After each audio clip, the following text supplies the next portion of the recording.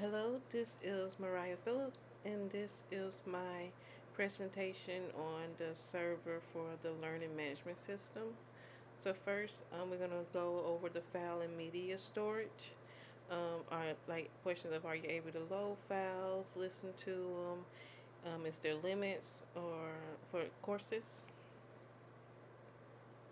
So this is how Google Classroom, how you can upload files. You just create an assignment and then click upload. For Moodle, it's very similar. It's just you have two different sections. One section is pictures, one is video, and I'm just going through all the different ways you can upload files here and just the steps for how you can do them. Yeah, this is how you upload the video and audio. Moodle is a little bit more complicated than Google and how you can upload different files.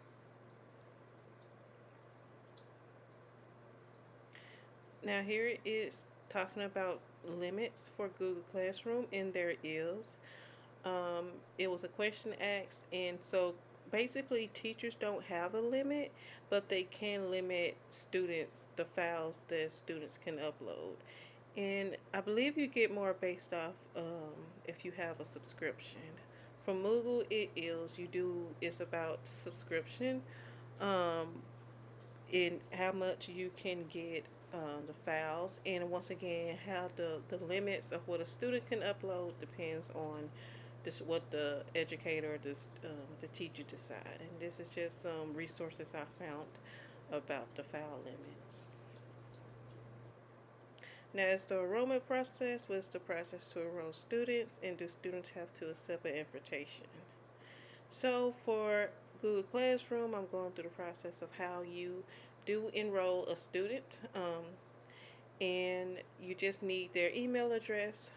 They can, and you can send them an invitation link as well, which is what I'm showing here. It's the invitation link, and you can just search also for them as well if they're already in your system.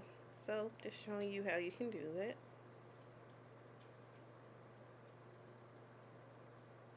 You also can remove students and then mute students from speaking, but they can still like do their work. So just showing that. For Moodle, it's a little bit complicated. You can enroll different ways, but one way is the student can just sign up for themselves by email or just finding your course. Teachers can enroll by having like the student information and then just searching for it and then clicking enroll. And there are some of the students that is enrolled, and then once you have like a full like a database of students, you can search for them by their name. Now, it's plugins. Is there support for plugins? Can you allow plugins? Do they already have some available? For Google Classroom, you do have to have a special account. You have to have the Google Workplace Education Plus, where you can have allow install certain classroom as add-on. I couldn't find anything that what type of add-ons it is, because you do have to pay for this subscription to be able to do that. For Moogle, it is you don't have to pay for anything. It do have like this huge database, where, for instance, you have a live poll. People give their ratings if they like it. Sometimes it wins awards. You can search for it by the name, category, what the version of Moogle it came from. You can also search by recently added if you're looking for it, and how many downloads. It's really different, many ways. You don't have to pay for them. You just download it, and it just goes into your Moogle. And then I'm going to show in a little bit just how you click on it, and that's how you download it. Yeah, so you download it. It says that it's safe. It has all of the file information. It has the instructions. It has screenshots, and it has the name of the person who did it, who created it. Now you have offline support. From what I saw about this, it for both Google and Moogle, it is about the app. So yeah, both of them do have um, offline support for this one. This is for Google Classroom. It was a question that was asked, and this was the response. Um, it was something that was just introduced in 2021, and it's for the app. Same thing for Moogle.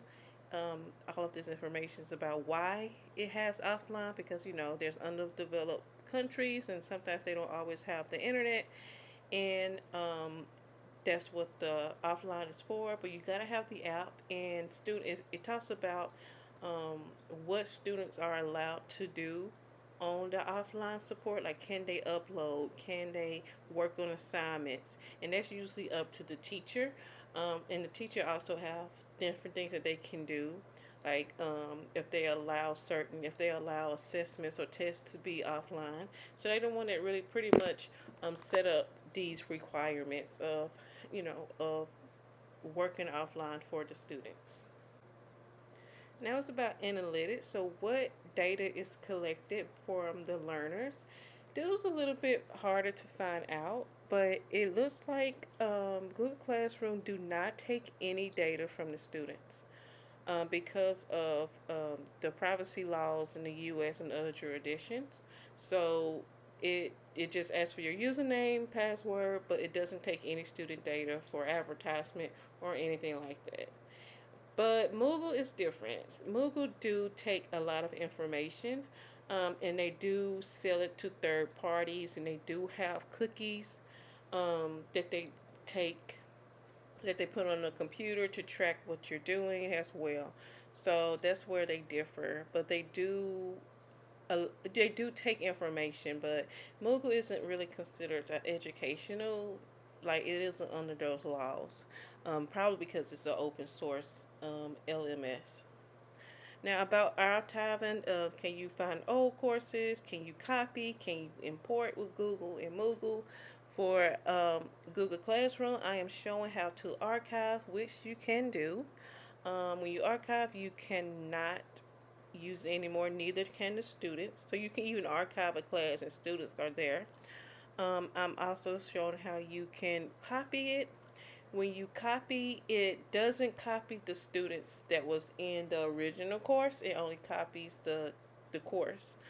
And you can give it a different name. You can change it. It does take a couple of seconds for it to copy. Now I'm showing how to restore the class that you have, which is pretty easy. And when you restore a class, it does have the same students. Once again, it does take a while for when you copy for it to show up. For Moogle, it's a little bit complicated about exporting your data. I'm sorry, this is Google Classroom about the how you can export, and that's just basically everything you can do. It's pretty much similar to what I showed before, how you can archive. Now for Moogle, it's complicated. It's You have to go to a section, and this is also so from this section here, which is the course selection. You click on more. You can import, and you can also archive. So you do everything from this section that I'm showing right here, and it will have all your different courses. So that is everything about the server analyst from what I found from Google and Moogle. They're very similar. They differ in cookies and how much and what cookies and information they take, but they are pretty much similar. So thank you so much for watching this video, and this is the first time I've ever recorded a video in this way, and this is the first time I'm editing a video, so I do apologize for any mistakes in audio and visuals. I am learning, but thank you so much for watching. Thank you.